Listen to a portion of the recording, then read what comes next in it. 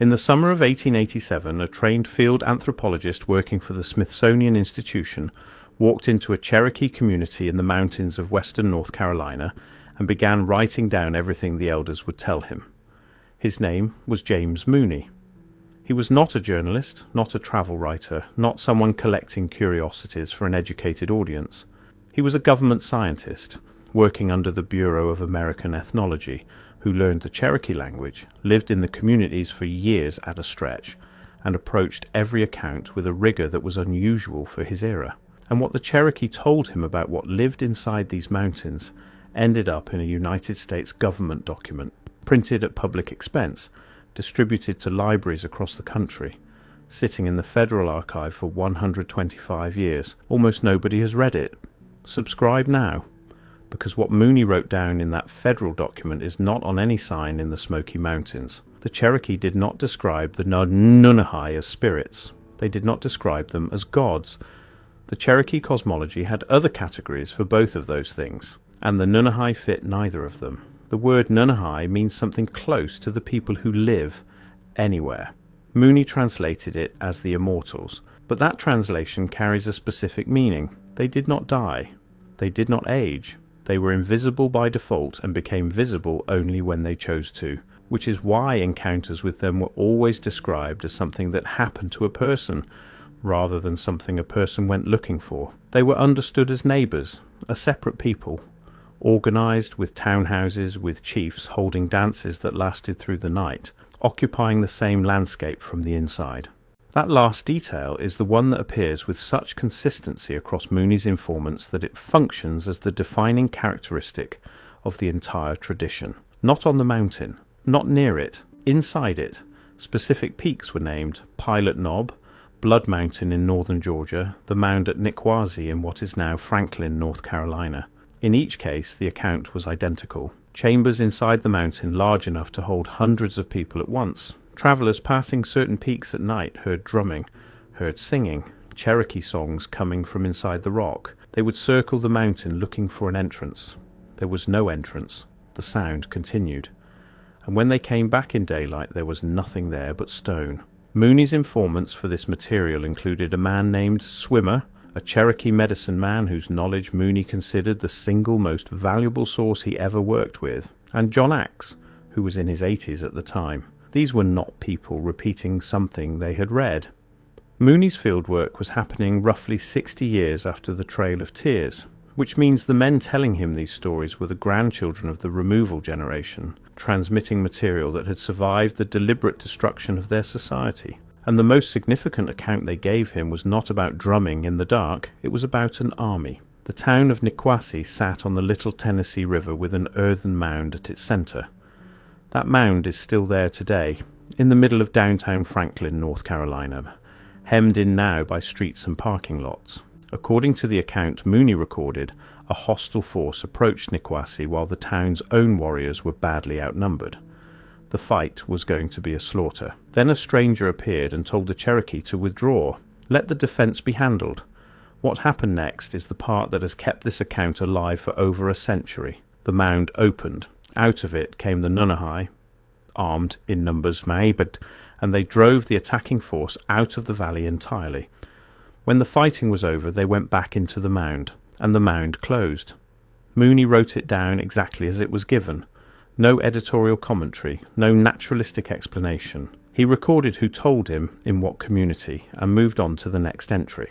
That restraint is precisely why the account carries the weight it does. This is not a 19th century writer embellishing native tradition for a sensational audience. This is a government ethnographer transcribing testimony into a Smithsonian report. The mound is still standing in Franklin. The federal document is still in the archive. And the question Mooney's informants were answering in 1887, what lives inside these mountains, has never been seriously examined by any institution with the authority to follow it. Not because the evidence isn't there, because the man best positioned to follow it up was removed from the field before he could. And that is where this investigation goes next. There is something about the Smoky Mountains that the guidebooks do not explain.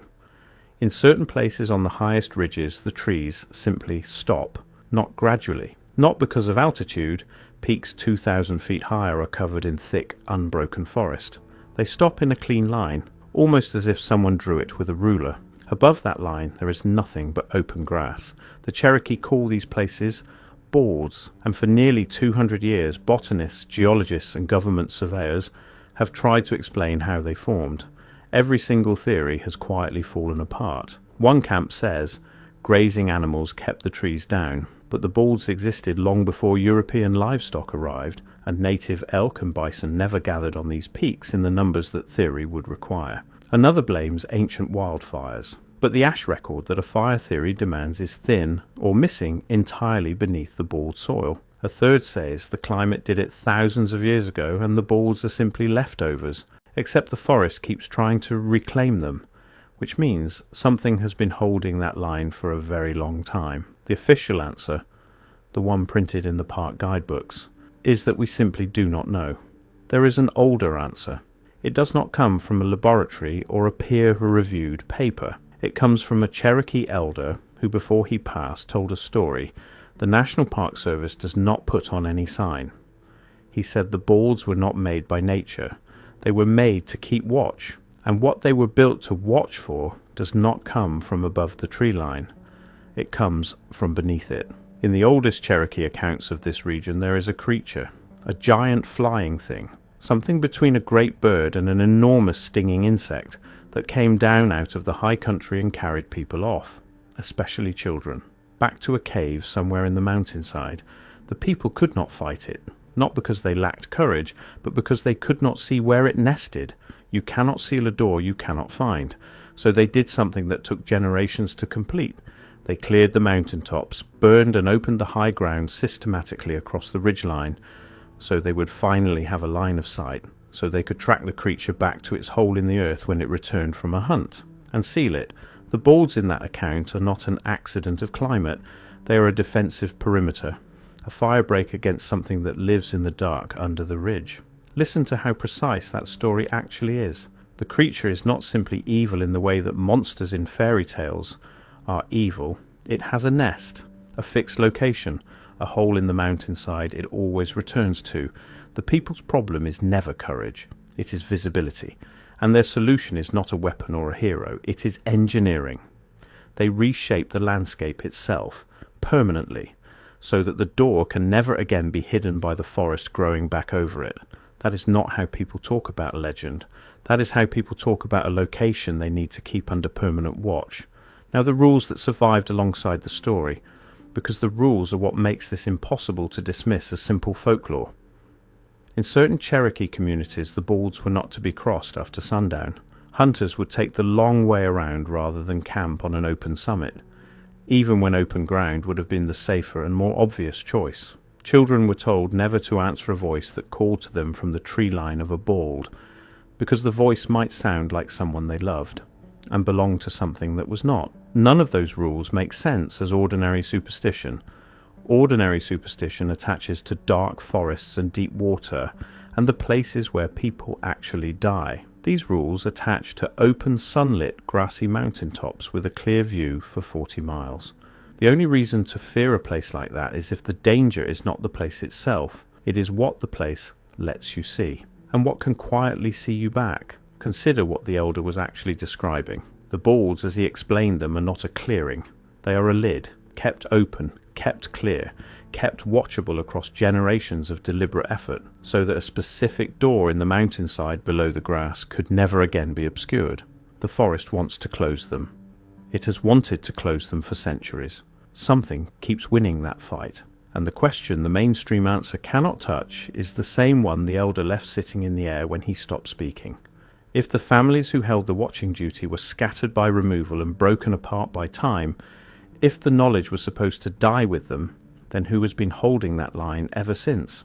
In the late 1800s, as the country was being mapped and measured, survey crews moved through these mountains. This was the same era when institutions were shipping crates of bones and artifacts out of Appalachian mounds by the wagon load, when a great deal of what was found was catalogued in ways that later became impossible to trace, when the gap between what was discovered and what was published was wide enough to lose entire chapters of American history inside. The elder claimed that one of these crews working aboard found something they were not looking for, not on the surface, Below it, the crew hit stone that was not natural rock. It was worked, faced, fitted together in a way that does not happen when a mountain simply erodes over geological time. And behind that worked stone was an opening, a shaft going down into the ridge, lined the whole way, dropping farther than their lines could measure. They took depth readings, they made notes, and then the readings and the notes went up the chain to the same kind of institution that was busy making inconvenient discoveries disappear all across the eastern United States. They were never published. Consider what that silence would have to cover. A worked stone facing fitted by hand, buried under the summit of a mountain that no recorded people were ever supposed to have built on. A vertical shaft lined its entire length, dropping deeper than a survey line could reach. If any part of that account is accurate, it does not fit a single page of accepted history for this continent. It would mean that someone, at some point far back in time, engineered a sealed structure into the bones of these mountains and then arranged for the surface above it to be kept permanently clear. Findings like that do not get ignored because they are boring. They get ignored because they are impossible. And impossible things have a way of never quite making it into the final report. The elder said the worked stone the survey crew found was not a discovery. It was a lid, and the crew, in trying to measure what was below it, had done the one thing the boards exist to prevent. They had opened the door a crack. Now the number the elder gave, and the number never changed across every version of the account passed down. 7. 7 of the true boards sit over sealed openings spaced across the high country, like the points of something drawn on purpose. Not every grassy summit counts. Some are ordinary, cleared by ordinary means, slowly going back to forest the way nature intends. But 7 of them will never close on their own, because 7 of them are not clearings at all. They are lids, kept clean, kept watched, connected to one another by the same understanding that has held for longer than anyone alive can prove. Think about what that reframes: the empty grassy summits that hikers photograph, the strange local rule that certain trails were bad luck after dark, the way the old maps marked certain peaks with names that translate to nothing good.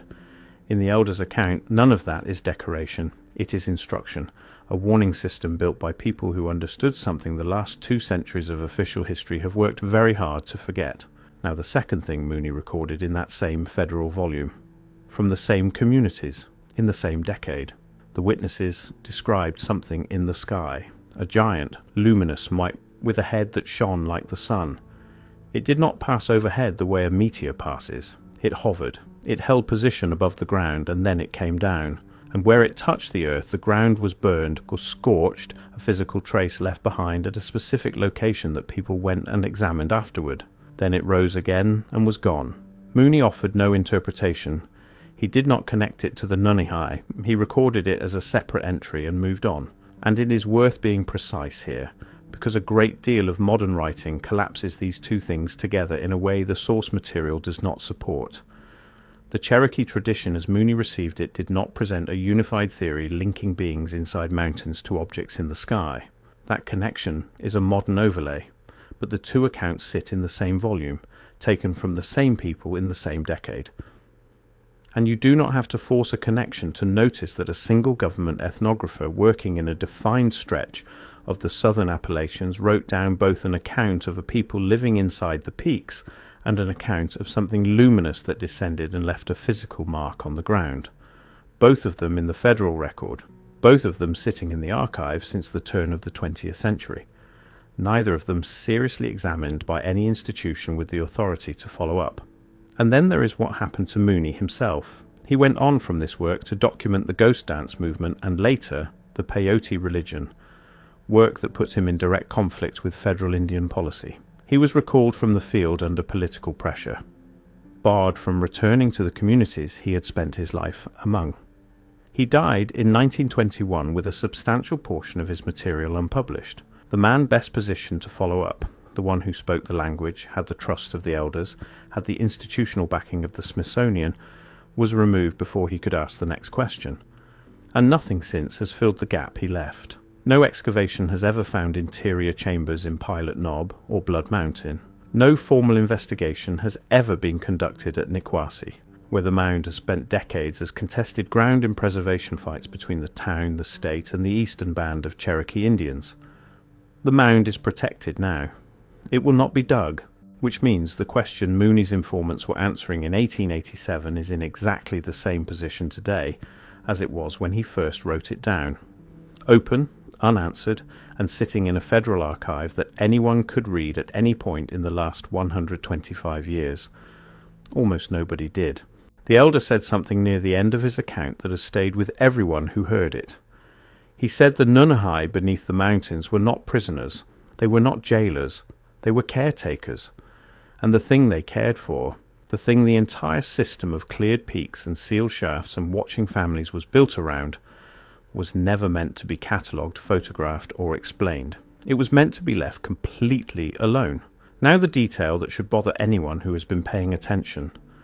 The families who held the watching duty across these mountains were scattered, marched west on the Trail of Tears, broken apart by removal, separated from the specific peaks they had maintained for generations. The knowledge was supposed to die with them, and yet the balds remain open. Season after season, decade after decade, the forest fights to close them and loses. The trees respect a line that no living person is maintaining.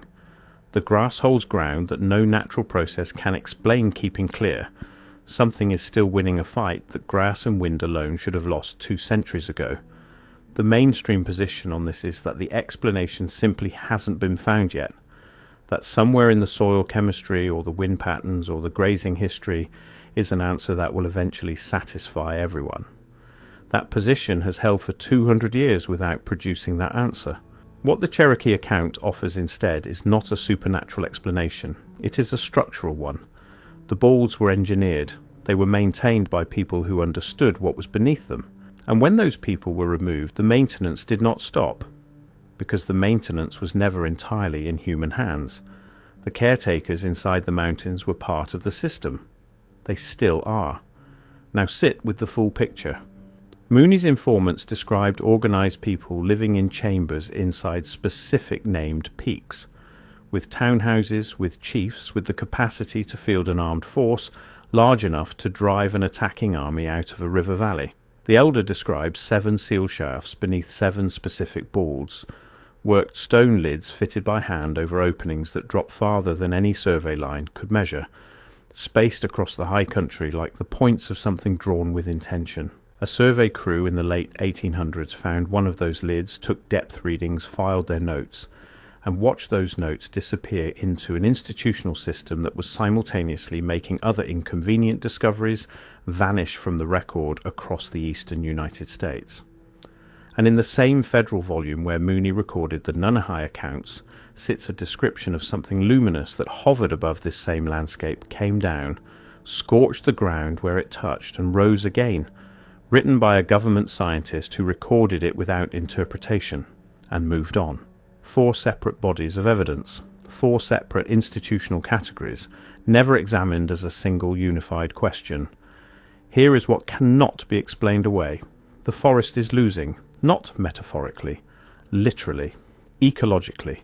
The trees that should have reclaimed these summits generations ago are still stopped at the same clean line, season after season, without any documented human intervention maintaining that line, and without any natural mechanism that 2 centuries of scientific investigation has been able to identify.